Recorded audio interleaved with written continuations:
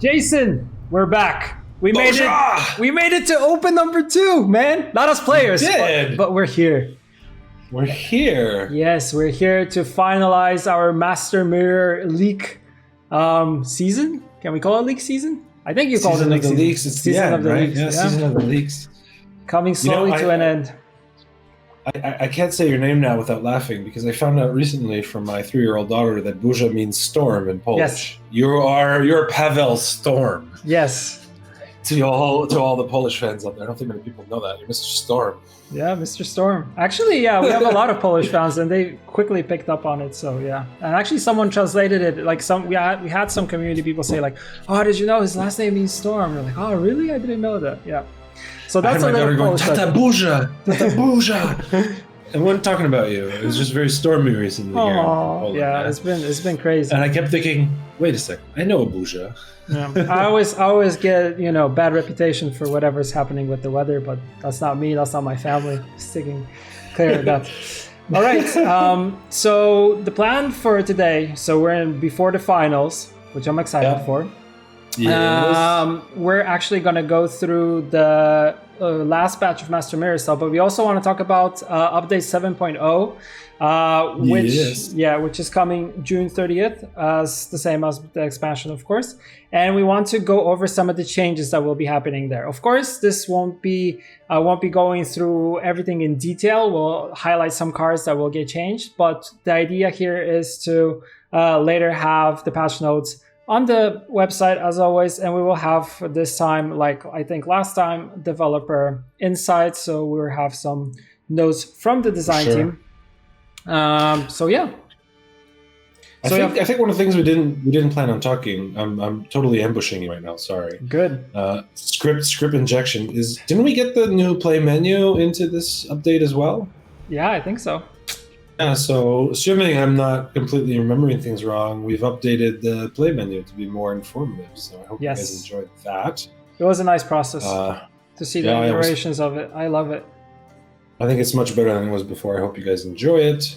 Just wanted to bring that out. We wanted to make the different elements of the play menu more easy for people to understand, especially new players. And I think now you can see, for example, your rank progress in the actual play menu without having to go to a match or your player profile. Exactly. Which is cool.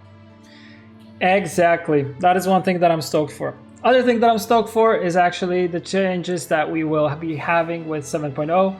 And I will start actually with something that we already kind of highlighted a little bit with once Ryan was here last time. So in the mid-reveal season stream we did, stream/recording from home.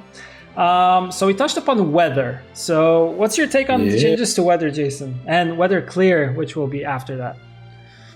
I mean, weather is something that we've been, I don't want to say struggling, but playing with since the game went into multiplayer, right? Like we've been through so many iterations to try and get this working properly. I mean, I still remember when it just set everything to 1, right? And each weather was a different row. You can destroy a whole row. That was, I mean, it worked cool in the Witcher version, the Witcher 3 version, but in multiplayer it's a bit too hardcore. So I think we wanted to take a stab at going into weather a bit to get more with this expansion, get into row effects a bit more. We know people really wanted it. Yeah. But there was a few changes that we had to do that was really necessary. One is to make weather more interesting.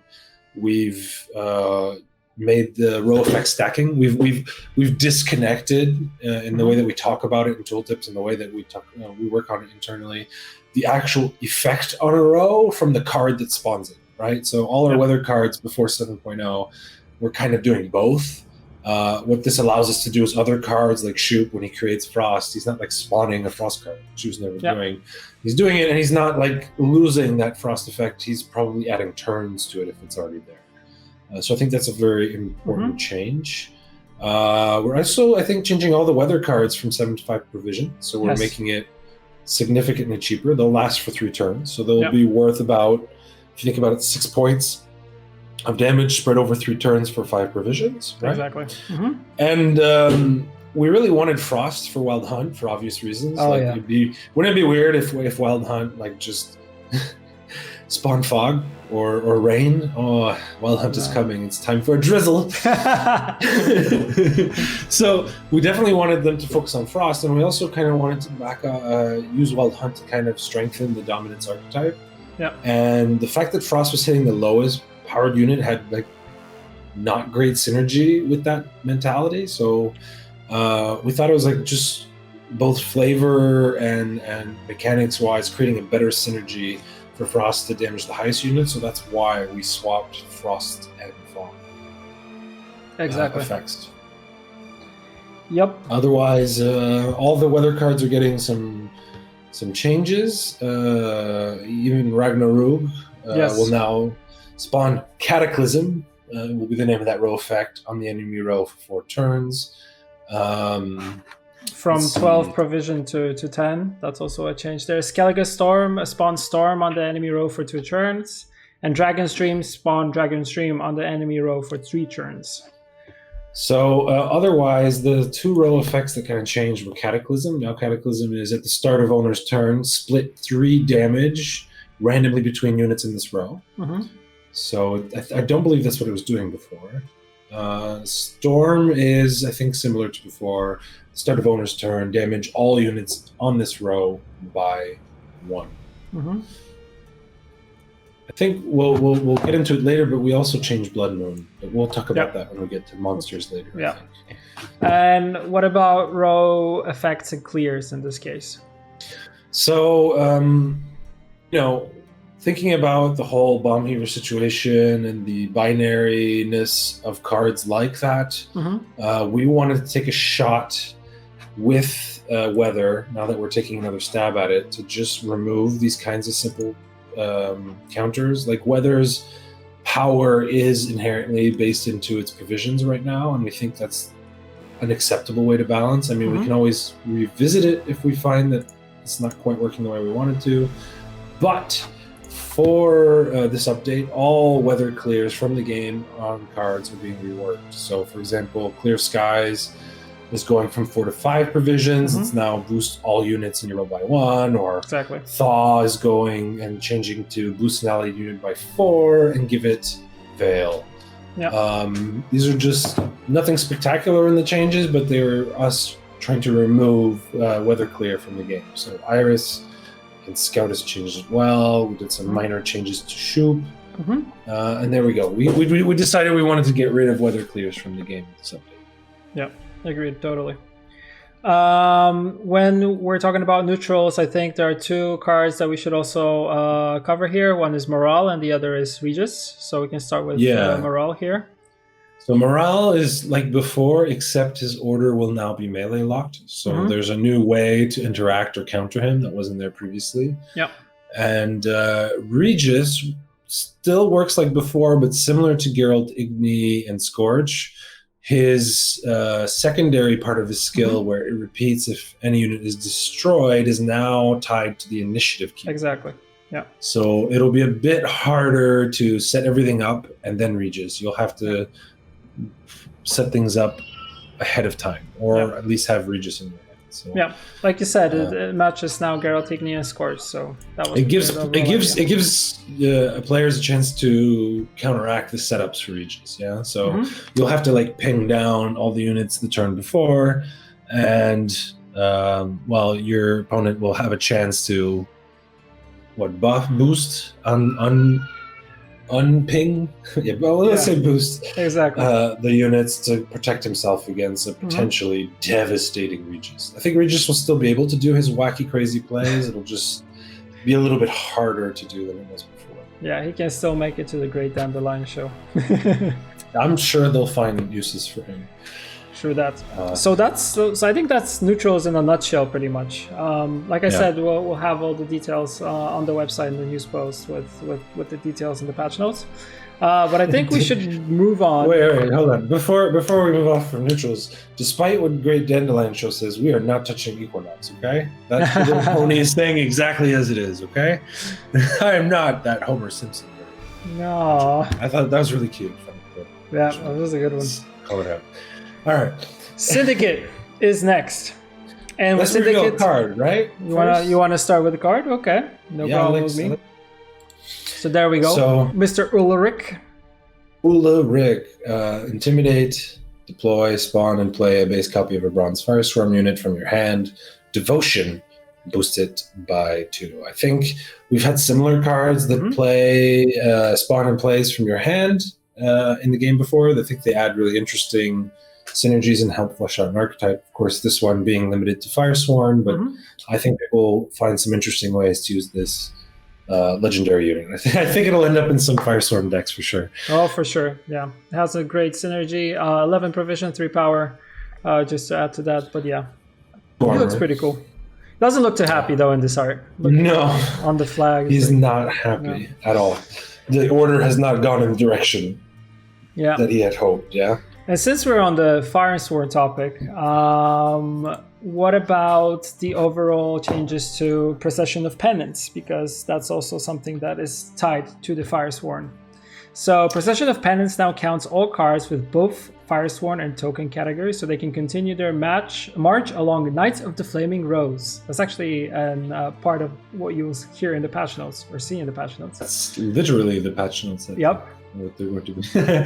So I think he's damaged himself by 10, reduced the damage by 2 for every Firestorm token. Is that the current numbers right now? I know we've changed this card in the past, I just can't remember. That's the one that will be with 7.0 for sure.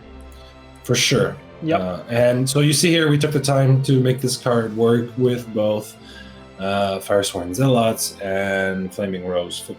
Yep. Same thing with Congregation, right? Actually, Congregation, I think we reworked it quite significantly. I know a lot of people have complained about it, right? Yes. That it was really weird that you couldn't spend coins and still properly use this card. So what is it now exactly? Spawn 2 Firesworn Zealots in an allied row. If a Firesworn unit is in that row, spawn 3 Firesworn Zealots instead. So it's a better spawning tool. Yeah. The condition fits the Firesworn archetype better. Exactly. The more crazy Firesworn people you have, the better. Well, you need only one for Congregation to reach its full potential. But still. Exactly. And finally, Sacred Flame, I think, was also a bit problematic because of the tags, and I think we reworked this one a little bit. Provisions, 10 to 9. Deploy, spawn a Firesworn Zealot on both sides of this card. Order, boost all units on this row by 1. So I think what's interesting about the new Sacred Flame is it's a bit better for swarming, as in its effect. We'll be able to come in a bit later, yet still get its full value. You don't have to commit to it as early. It is an artifact, right? Bomb Heaver, watch out. And I think it feels a bit similar to Smallblood Totem, but more swarmy, happy than and it's more active, more of an active ability instead of a passive one, which is what the overall idea I think was when designing this. Yep. Yeah, and going down 1 provision makes it a bit easier to slide into a swarm deck. So as you can see, guys, for the Syndicate, what we really wanted to do with this expansion is just flesh out the Firesworn archetype. Hopefully all these cards achieve that goal and you guys have fun playing that deck. I know I'm excited to see it in action. Oh yeah, me too. I'm actually going to try it. Move away from I'm going to try all the new cards nice. As soon as I can. Good. You want to move on to monsters? Yeah, we could talk about monsters. Everybody knows that Wild Hunt is the name of the game with this expansion, and there were some changes to cards. But do you want to first show the new cards, or do you want to talk about the changes to Wild Hunt? Dealer's choice. Dealer's choice. Dealer's choice. So actually, I want to start with the overall kind of changes that are going to happen with the update. So Wild Hunt is now a secondary category, while the primary category for Wild Hunt units is actually elves, of course. And we had a change because they're elves. And we had a change to Gels. Gels and Weavis Incantation, right? They swapped. Yep. So Gales becomes from power 5 to 2, deploy melee, discard a unit, and do self by its power, then draw a card. Basically, Weavis Incantation. Yeah. And we felt that synergized a bit better, or gave more tools for Wild Hunt decks. Exactly. Meanwhile, Weavis Incantation we feel fits a bit better in this situation with Deathwish decks. So she'll get Gale's ult ability, his power 2 to 5, provisions 11 to 10. range whenever you play a unit with Death Wish triggers Death Wish. So Exactly. I'm not 100% sure, but I think it might be a slight buff to that card as well, that ability. I think it had less power on Gales. Mhm. No, it didn't. It's the exact same. Yeah, I think I'm it's wrong, yeah. 1-to-1. 1-to-1. That's 1-to-1. It's just a swap of Yeah. the two. Yeah. And also Foglets and Wild Hunt Riders, right? Yes, there's another change. So yeah, they were kind of the last units that summon single copies of themselves from a deck instead of all the copies. So they were changed simply for consistency here. So Foglet now has Death Wish, summons all copies of this unit from your deck to this row, and Wild Hunt Rider has deployed Dominance, summon all copies of this unit from your deck to this row. And let's remember, Dominance nerf was reverted, so you can do this as your first play. Yeah. And this will be really good with Oberon, yeah? If Oberon creates a Wild Hunt Rider, he can pull both out of your deck now, which is pretty nice play. Yep. Agreed. So, although likely you're going to keep 2 Wild Hunt Riders in your deck until round 3 if you want to play Oberon round 3. So it's a bit tricky. We'll see how that plays out. It's a tricky one, but yeah, I want to see how players will actually figure this out for themselves. And we have Crimson Curse also on the list before we go to the reveals. So what's going on here? It's provisions from 9 to 10. Spawn Blood Moon on the enemy row for 5 turns, then spawn 2 Ekimaras in the opposite row. And the Blood Moon effect is being changed to, at the start of the owner's turn, give random unit on this row bleeding 2. If unit is already bleeding, damage it by 2 instead. Dang. Yeah. Pretty good. That's really good. It's pretty good. I think we wanted to make Crimson Curse more playable. Yeah. It's still kind of slightly slow tempo, but I think it'll actually have pretty great synergy with the other vampire cards.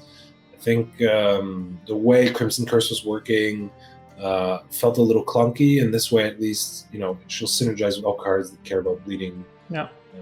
A lot more. I think it'll be more playable, and it has such a cool weather effect, right? Yeah, looks awesome. And I also like the addition of the Ekimaras because I think it's something really, really cool to it. So it has some a little bit less tempo downside, right? Yeah. Cool True that. stuff. All right. Let's reveal some cards. All right, let's start with the Aperian Phantom. I hope I pronounced that properly. 4 power, 1 armor, 7 provision, veil, zeal, order, melee, damage an enemy unit by 3. At the end of your turn, if order is not used, boost self by 1. Exactly. What does that mean? It's not bad for dominance because it can keep going up. You might boost it some other way, or give it, let's say, Carapace. And then all of a sudden you might be fighting between the Aperian Phantom and your hounds to... Not hound, but the one that if it's not the highest unit keeps boosting by 2. What's its name again? Boja. I'm going to feel really... Boja. Quick check. I can't recall, to be honest. It's too hot to remember things today. It's such a freaking staple card. Why can't I remember its name in the moment? Hold on. The Beast, yeah? The Beast. It's such a simple name that I can't even remember. The Beast, yeah? So it might fight with the Beast for highest power. So I think it's a cool little card. It's one of the last of the order at the end of your turn. I know a lot of people were suggesting that we should keyword this at the end of your turn if order is not used aspect, but we honestly worry about 2 things. One, that the keyword will not make the card more readable. Actually, it'll make it a bit harder to read for people. Because the words that we might put might not be as obvious to new players as it would for you. And 2, it's something to be careful about when putting keywords if you have no plan on playing with those keywords, right? Yeah. So, for example, we have cards that will say if an order unit is played, gain a charge, right? So keywords are a way for cards to interact with each other, and we don't have any plan at any point in the future to play with this keyword, right? Like if at the end of your turn, if order is not used, a card that passively goes could use this even if order is used. You know what I mean? Like a workaround to that mechanic. So until we plan to do that, I don't think we will keyword it unless we really start printing a lot of cards like this. Yeah. But right now, I think it should be 7 cards that will have this out of 100. So really not worth doing. Yeah. Cool. All right, and we have one more actually. You want to jump to that one? Oh, the Winter Queen. The Queen of Winter, the Winter Queen. There we go. The last one for my poll for what the story of the monsters evolving card will be. Actually, all 3 of them were there. The Imperial Phantom is the lost dog, right? The Imperial Phantom is the lost Wild Hunt Hound from Witcher 3, who's going around, I think, eating shit on the on the gnomes. Yeah. Field. I forget exactly what it was. And the Winter Queen, I know some people are going to probably want to know more lore about that character. We've kept it a bit vague so that the door is open to sort of decide exactly who she is. But I think we wanted to make her an actual character that exists. 4 power, 8 provisions, devotion, thrive, which is an awesome devotion use, by the way, because thrive on this card is sick. Yep. At the end of your turn, if there's a frost on both opponent rows, summon this unit to your deck from your deck to the ranged row. Nice. So, you have it in your hand. It's still a 4 power Thrive card. Nothing crazy, but Thrive is always good, in my opinion. Agreed. And if you're using our new Echo card for monsters, which is Ardgaith, and she's in your deck, that's 4 points on your side of the board because she pops out with Thrive, plus Frost on both of your rows for 3 turns. Whoa. Which, I mean, if there's an enemy on each row, right, that's 8 points for that Echo. That's crazy. So if anyone thought Ardgaith was potentially too low tempo, come on. Winter Queen, I think, solves the Ardgaith tempo problem, don't you think? Yeah, totally. That's crazy good. 6 to 8 point play, assuming there's no armor blocking 1 unit on 1 row, and you have a Thrive and you have Frost on both rows. It's like that's going to be pretty strong. That's going to be strong as hell. And it's going to look pretty cool. If all the Frost comes out and she just pops out and says, "This is my kingdom. I freeze things." I'm loving this. I'm loving the return of Frost. I remember Frost back in the day when players used to love that. I think they still do. Yeah. I think it's going to be fun. Hope so. Alrighty then. So, what's next? Skellige's Where next. do you want to go? I want to go to Skellige. Skellige. Actually, there's like the 2 cards that we wanted to highlight, but I think before we do, we'll go straight to the reveal here. And we'll show you Mr. Skjordal Drummond. Devotion, veteran. Epic. Oh, you want to go? No, go ahead. Epic. Okay, 8 provision, 3 power, devotion, veteran, deploy. Damage an enemy unit by Skjordal's base power. I think what I like about this card is you can use it in the early rounds, either in round 1 or 2 to get either a 6 or an 8 point swing, and then you can easily resurrect him not easily, but you can resurrect him in the 3rd round for a nice 10 point swing. 4 sides on your point, 5 removal, 5 points on your side. I think that's a pretty powerful warrior veteran combination. And I'm looking forward to seeing it as like an option that you consider when deciding what you do with second wing. Yeah. Agreed. Or whatever resurrect you do. I love the art. Yeah, art's amazing. And since we're on Skellige, we have 2 cards that we wanted to highlight. One is Anchored Warriors. We're changing a little bit the ability here. So now he has deploy, give an enemy unit bleeding 3. If played from graveyard, damage an enemy unit by 3 instead. So, changing on Great Warrior's base ability to bleed 3 will make fulfilling his extra condition to be played with from graveyard feel more like an extra, bonus than a necessity. So I think that's a slightly interesting change. We didn't change much for Skellige. It was this card and another. Yeah, and Mask of Ouroboros, which has order, draw a card, then discard a card and spawn a crow in your melee row.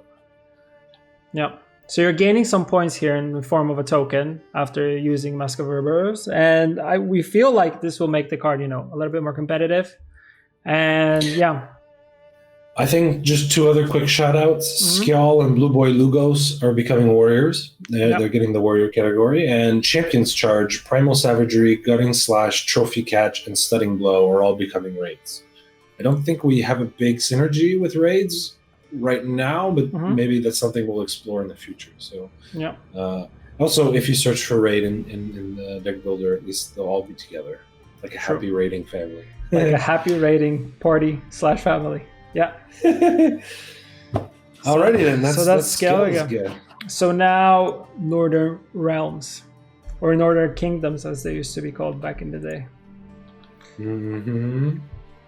Do we want to start with the last reveal, or do we want to start with changes? You choose now. Oh shoot. All right, let's start with the reveal. Okay. There we go. Yeah. Legendary Human Mage. 5 power, 9 provisions. Order, boost an allied unit by 5. It's a nice boost. It's a 10. That's potentially 10 for 9.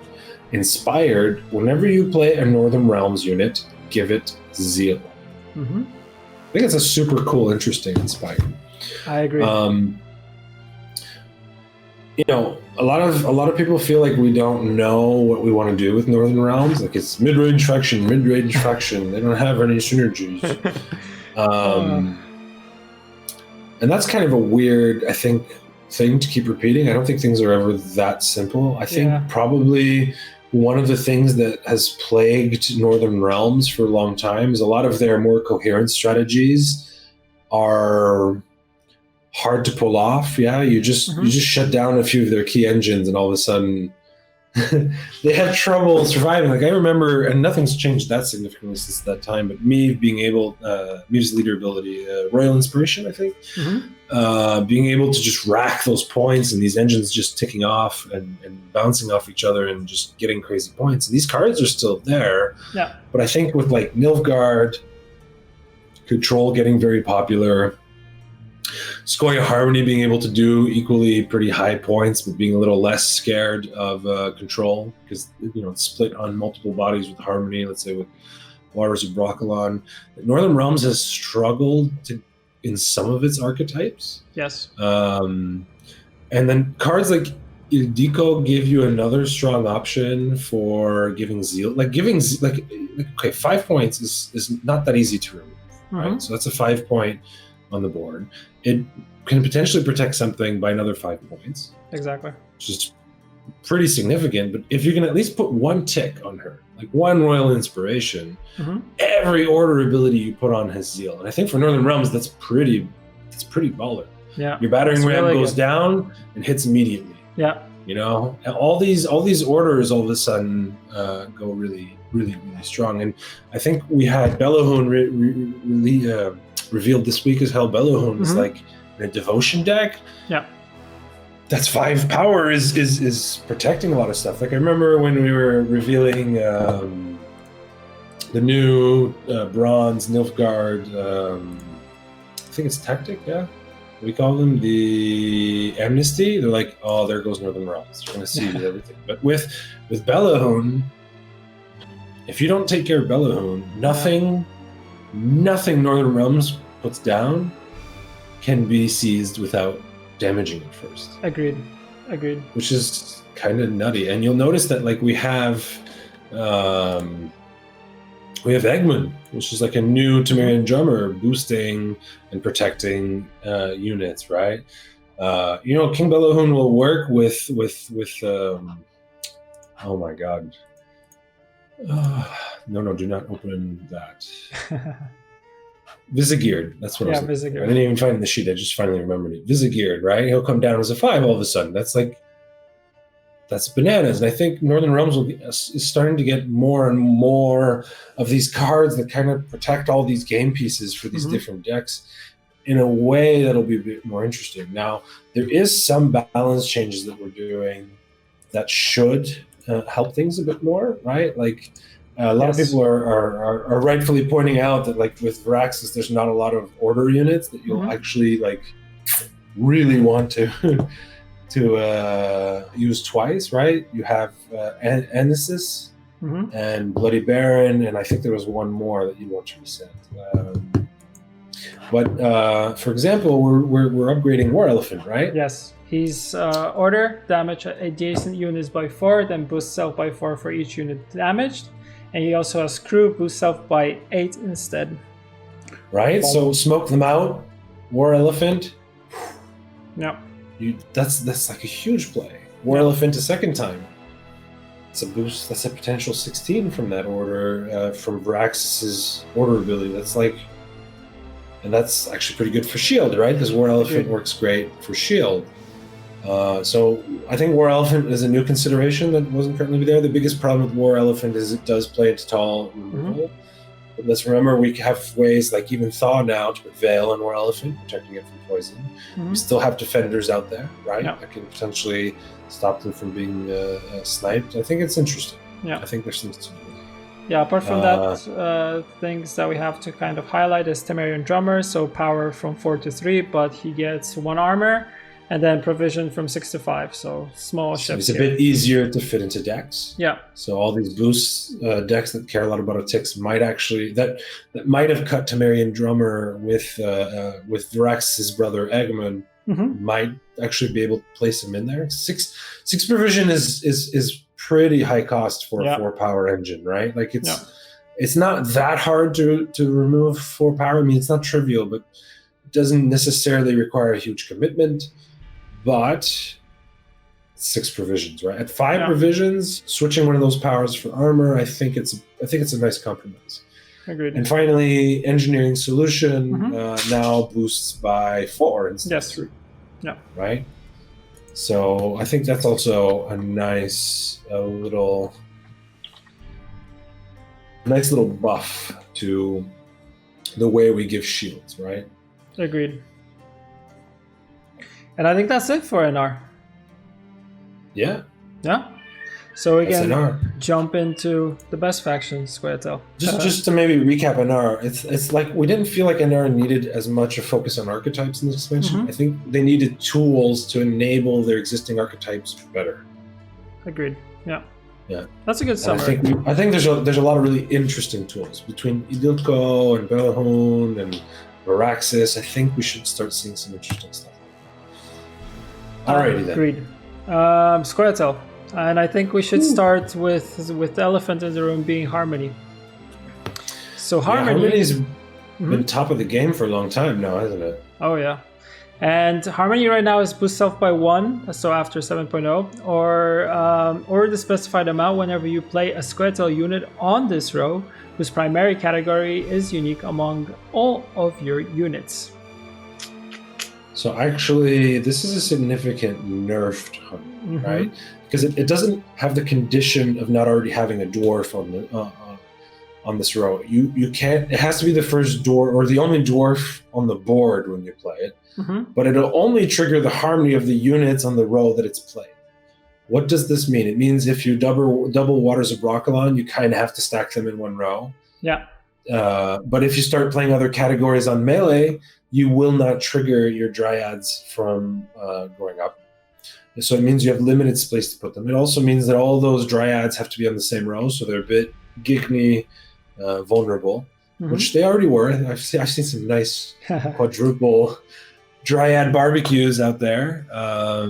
So this is I think both might seem like a scary nerf. I think it kind of keeps the spirit of Harmony. It might be a little hard to play. I think it'll be easy to make misplays like this. That's the biggest downside of this nerf, where you might be like, wait, why didn't my Harmony trigger? I didn't have a dwarf. Did you play it on the right row? No. Shit. But I think I think it's an interesting compromise, short of like removing Harmony. Yeah. I think it's a better solution than removing Harmony from the game. Well, time will tell. We found a nice balance here. Other thing is Aglae's power change from 2 to 4. So that's interesting.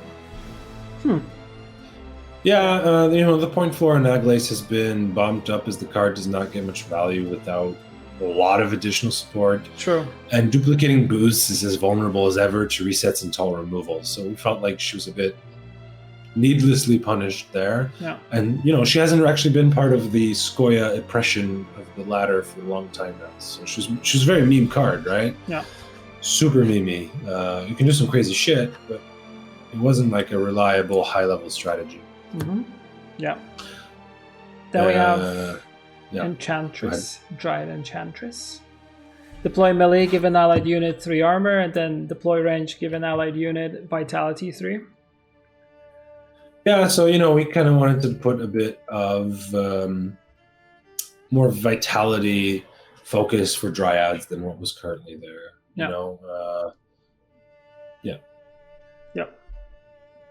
And the last one that we're covering is Saskia, and that's an interesting one. So to start off, provision from 8 to 11, then deploy, spawn an Elven Deadeye, Rowdy Dwarf, or Young Dryad in this row. Gain additional effects based on units on the unit you spawn. So Elven Deadeye, damage a random enemy unit by 2. And then Rowdy Dwarf boosted by 3 and give it 1 armor. And then Young Dryad... I think that boosts the Rowdy Dwarf, right? Yes. And then Young Dryad, give vitality 3, which is interesting. It's a long text.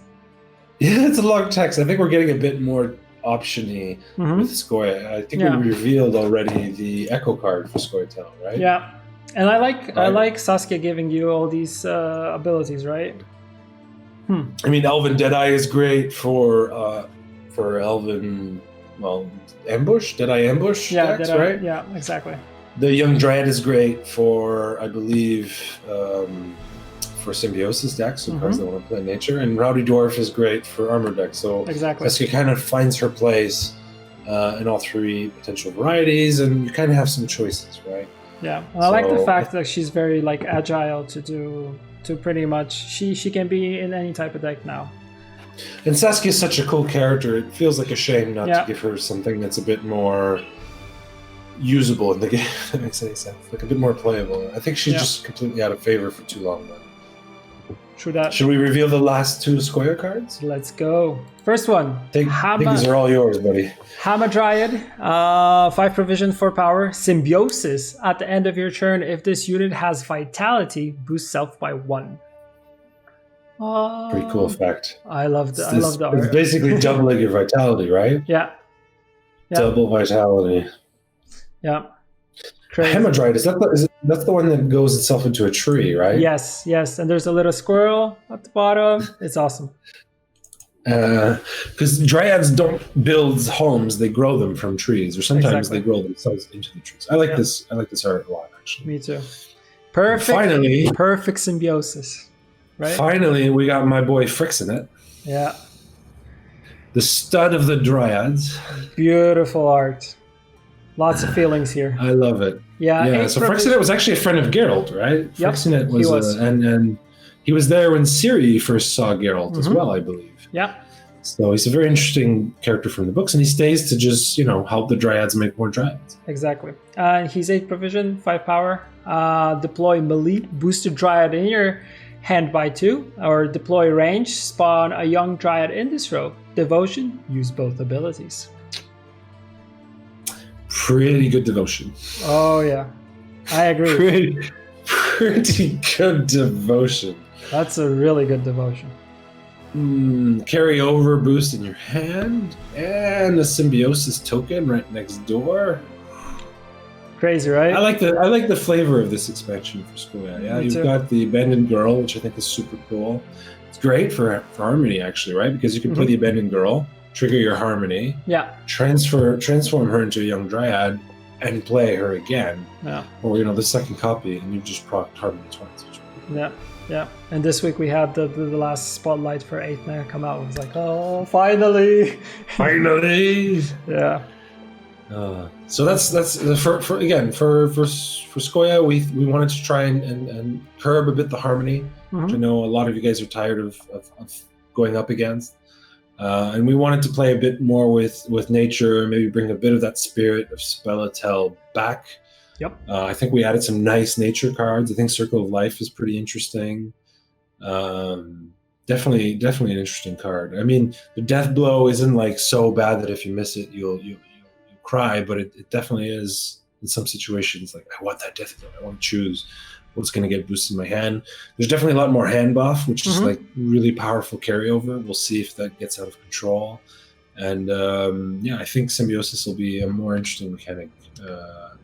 I like it. I think it's different. Yeah, I love it too.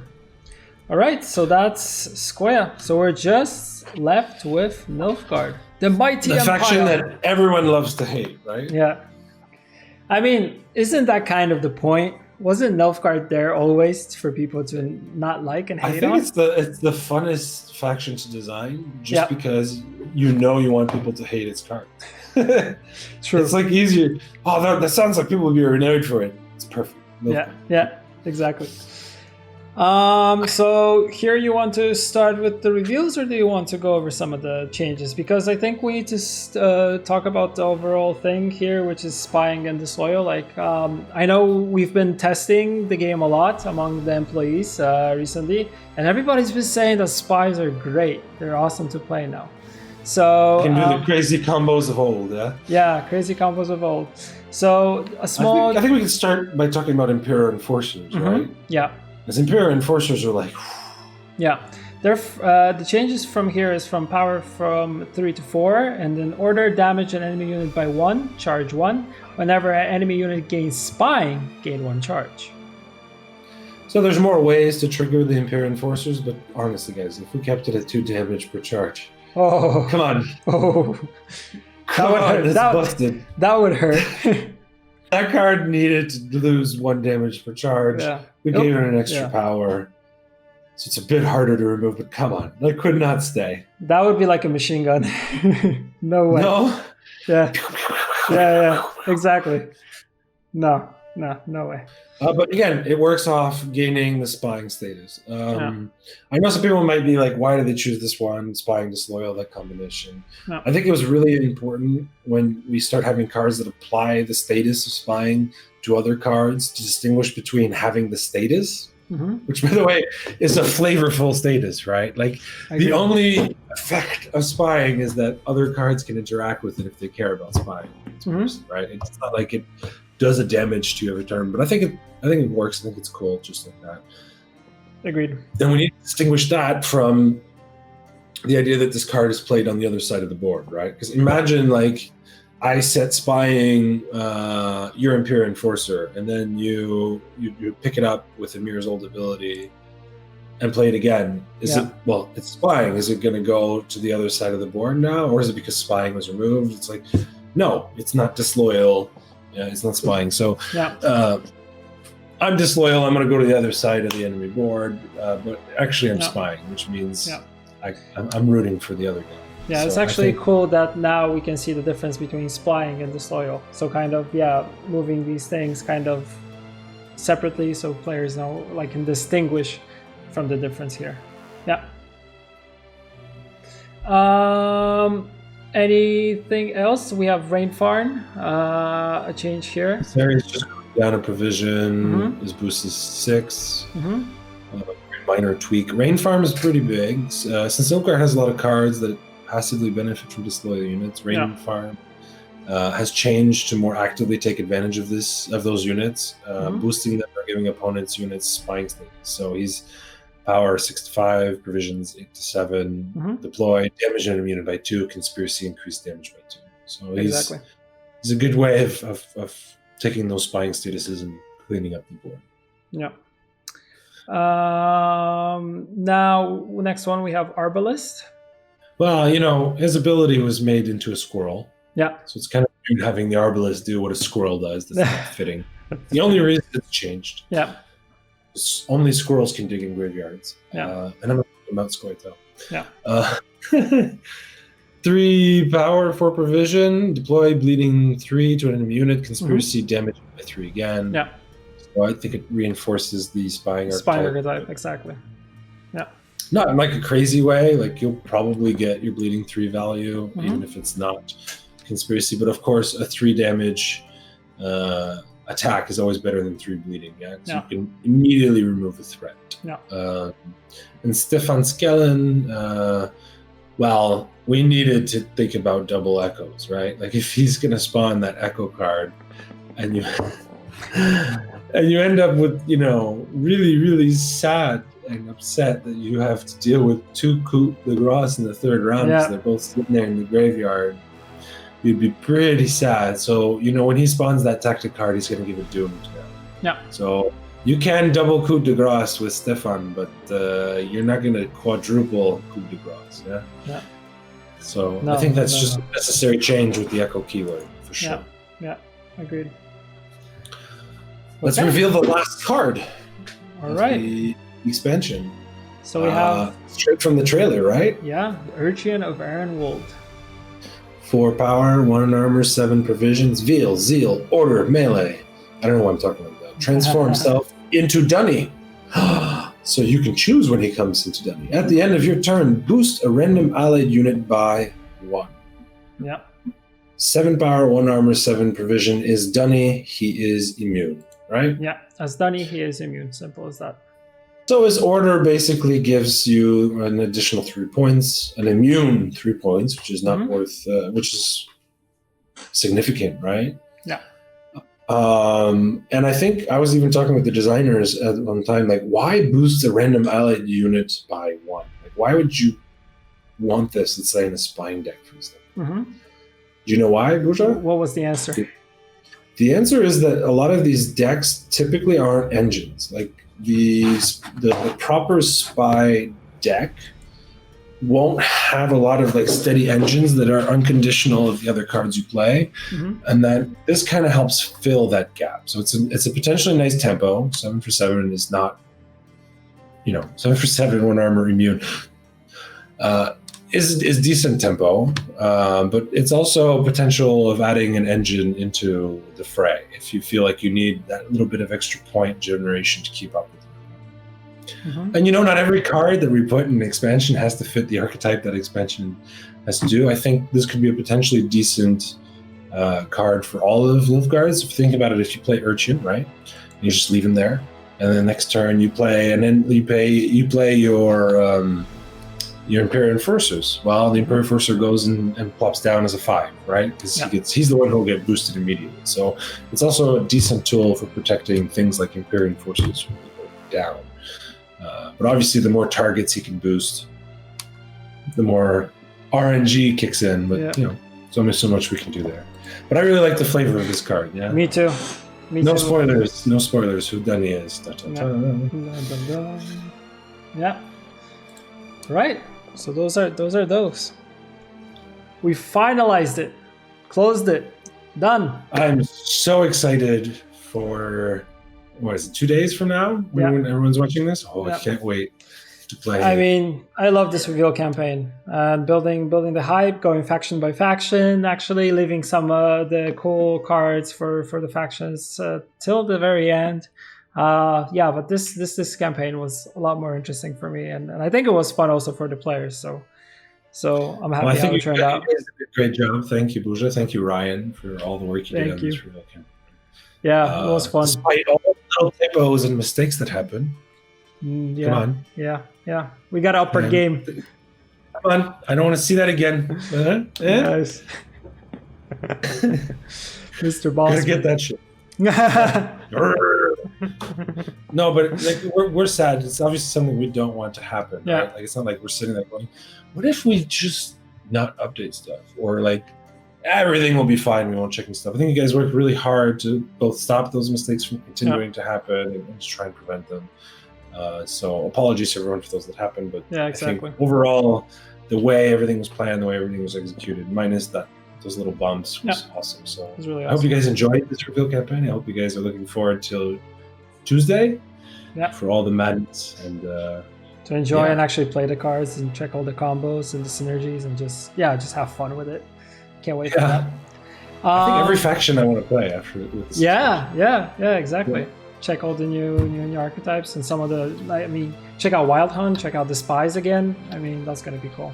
And probably a lot of people are gonna try to test the new Harmony and see how it works after the nerf. So I'm also excited for that one. I have to say. Of course it is. Before we wrap up and get to the finals of Open number 2, there's one more thing that we wanted to cover. Is there will be no Journey in July. Nope. But we will have something called Gunter's Ultimate Challenge. So it will last for the whole month and it will help players to earn resources during the off-journey period. So on top of course, the basic system that we have. But I know we're already working on the next journey. No spoilers here. Some improvements, and every subsequent journey we'll keep adding stuff that we want from it. I'm excited for that one. Really, it's going to be a cool one. I think we're trying to do more cool, interesting things with Journey. We're also working on improving the UI for Journey, because I think there's a lot of UX improvements that we didn't get a chance to do for the first one, and probably there'll be more that we want to do for the one after it. Yeah, normally we want journeys to be back to back, but the way that things were scheduling out with everything coming for this expansion, which is really heavy, and having both those products launch at the same time felt like not great. And if we do expansions every 6 months and journeys every 3 months, and every summer, boom, journey expansion at the same time, we want to spread things out a little bit. So that's why we decided to delay Journey 2 1 month. Yeah, exactly. Also, before we wrap up, reminder about pre-orders. So if you want to get this awesome Gunter Odim, I want to say Ojin, I don't know why. Odim. G-O-D. Gunter Odim leader. Wow, he looks so good. He's awesome. Although he's very manipulative. Or the evolving card back, and now is your last chance to do so before we close the pre-orders and we launch the expansion. So yeah. Get those while they are still here. Yes. Gone through like this. Yeah. I have to say kudos for the whole story in the background here of Gunter actually appearing in different parts of history, pulling the strings, moving things around, and it's a tricky one, right? Because we started with Nilfgaard. Yeah. Right.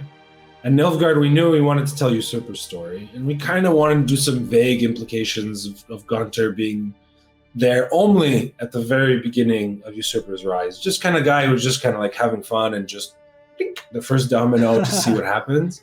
Not like he's manipulating and controlling all fate. And I think some people were afraid that's what we're doing, but that's not at all what we're doing. You'll notice that Gunter doesn't show up in half the stuff, but we thought it would be fun to use him sometimes more as an observer, especially when we went to other factions. So he's like, Ethne, I remember her. Yeah, she's been around, right? He's been around forever. She was so nice. Whatever happened? Oh yeah, frickin' humans stabbing our girls in the throat. Yeah, we went really dark with some of the arts in this expansion. Oh yeah, super dark. But yeah, I think I like it. Super mature. It fits the theme, right? It is the theme. I mean, having Gunter around, nothing good is bound to happen. Nothing good is bound to happen.